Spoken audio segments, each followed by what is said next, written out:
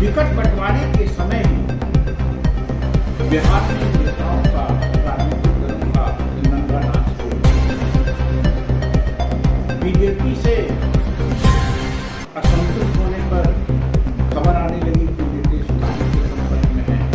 कांग्रेस से असंतुष्ट होने पर खबर आने लगी कि लालू नीतीश के संपर्क में है।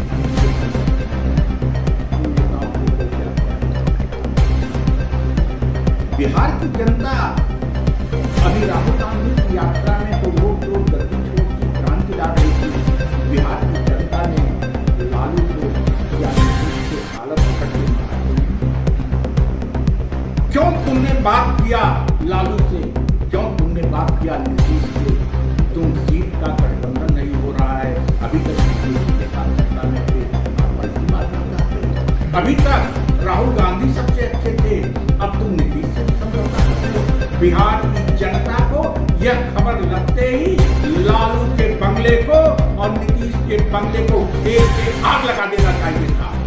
अगर बिहार की जनता ऐसा नहीं करती है तो बिहार से जयप्रकाश की क्रांति चली गई, बिहार क्रांतिकारी अब नहीं रह गया। नंबर 1। नंबर 2, बिहार के जो विकल्प आ रहे हैं, लालू प्रसाद यादव ने और नीतीश कुमार जी ने लगभग 35 वर्षों तक वहां का शासन किया। शुरुआती दौर में लालू समाजवादी थे, दोनों पढ़े लिखे थे। लालू ने सामाजिक न्याय दिया, नीतीश कुमार भी पढ़े लिखे थे, ईमानदार थे। उन्होंने भी शुरुआती दौर में शानदार काम किया, लेकिन आगे लालू के पुत्र मोह, लालू के परिवारवाद, लालू के धर्मों ने उनको भटका दिया और नीतीश को लेकिन इसके बावजूद भी ये दोनों योग्य थे। इन दोनों ने कुछ किया जरूर, यद्यपि इन्होंने किया नहीं बर्बाद किया। लेकिन आने वाले समय में कौन हो रहा है?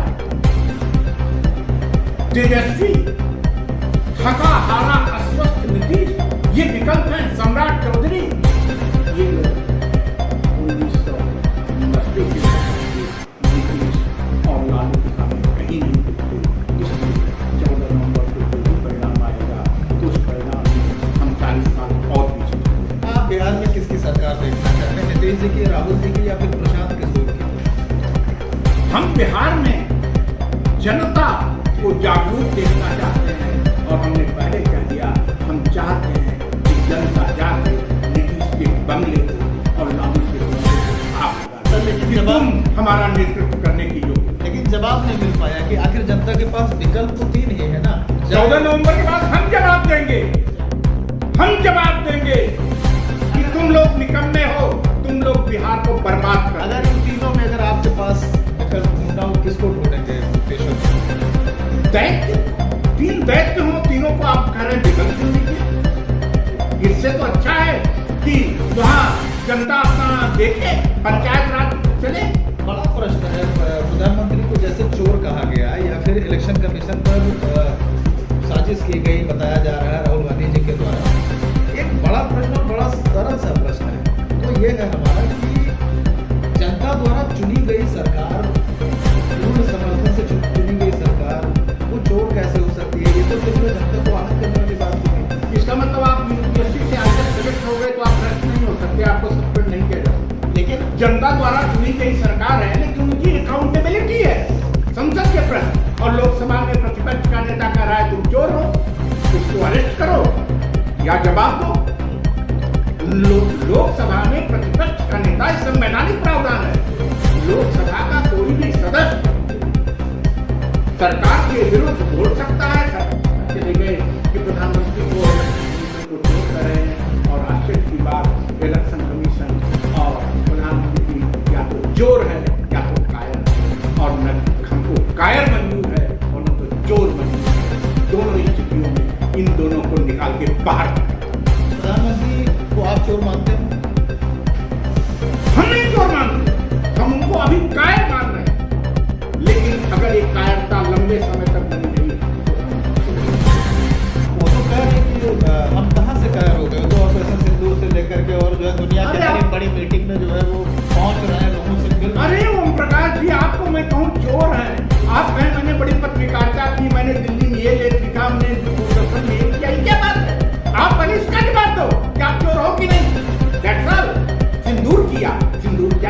क्या उसको जुर्माना चाहते हैं क्या?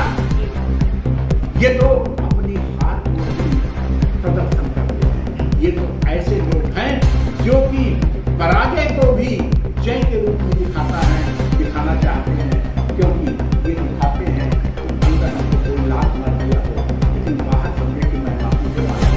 सर अभी हाल ही में देखा जा रहा है और ये बहुत पहले से भी आरोप लगाया जा रहा है कई संगठनों के द्वारा और आमतौर पर ही देखा गया कि अखिलेश जी का एक स्टेटमेंट आया कि कहीं पर जो है वो पत्थर रख दीजिए और जो है उनको भगवान बना दीजिए, हिंदू धर्म में ऐसा है।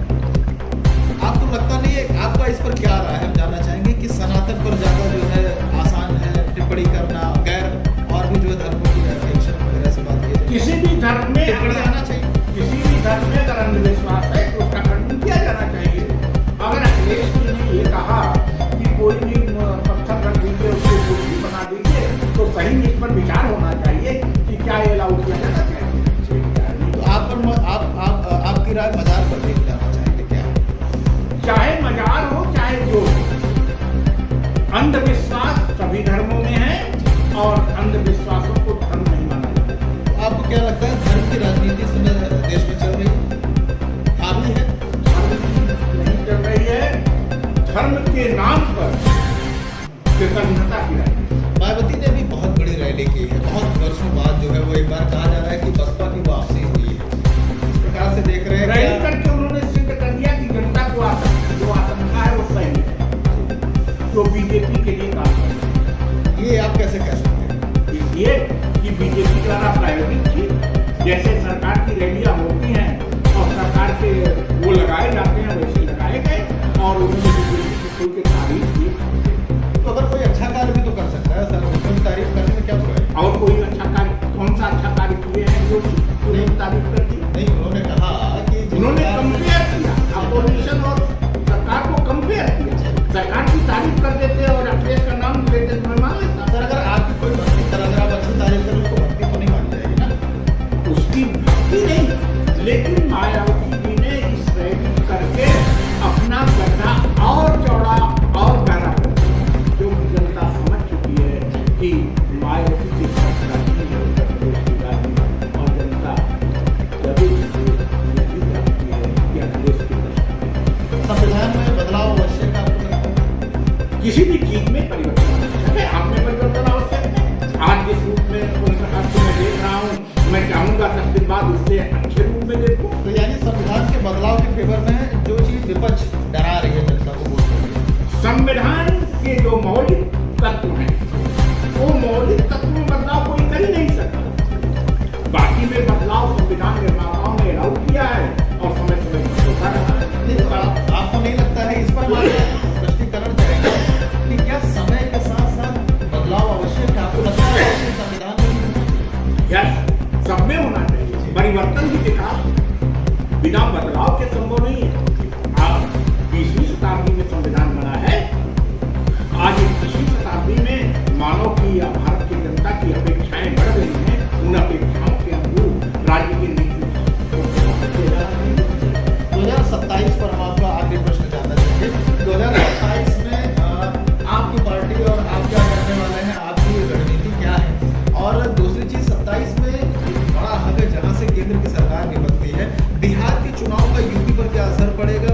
और अगर असर पड़ेगा तो उत्तर प्रदेश में क्या फिर से एक बार लॉ एंड ऑर्डर की जो दुहाई दी जाती है, क्या सरकार लौटेगी और आपकी पार्टी क्या करने वाली है? बिहार के चुनाव का जो भी असर पड़ेगा वो कोई पॉजिटिव असर नहीं, क्योंकि बिहार में जो भी सरकार बनने जा रही है वो नकारात्मकता के ओत-प्रोत होगी। तो ऐसी स्थिति में अब राजनीतिक रूप से क्या प्रभाव पड़ता है, ये तो इस पर नहीं है, सार्वजनिक जीवन में है। और इस चुनाव के बाद जो परिणाम आएगा, इस चुनाव के बाद जो उनके स्टेटमेंट आएंगे, उससे क्लियर हो जाएगा कि अभी भी वो इवेंट मैनेजर हैं या कि सार्वजनिक उनकी समझौता करना चाहिए प्रस्तुति के किसी पार्टी से अगर उनकी सरकार नहीं बनती है? किस पार्टी से? किस पार्टी से? अब प्रशांत किशोर कर सकते हो, तो सबके लिए काम किए हैं।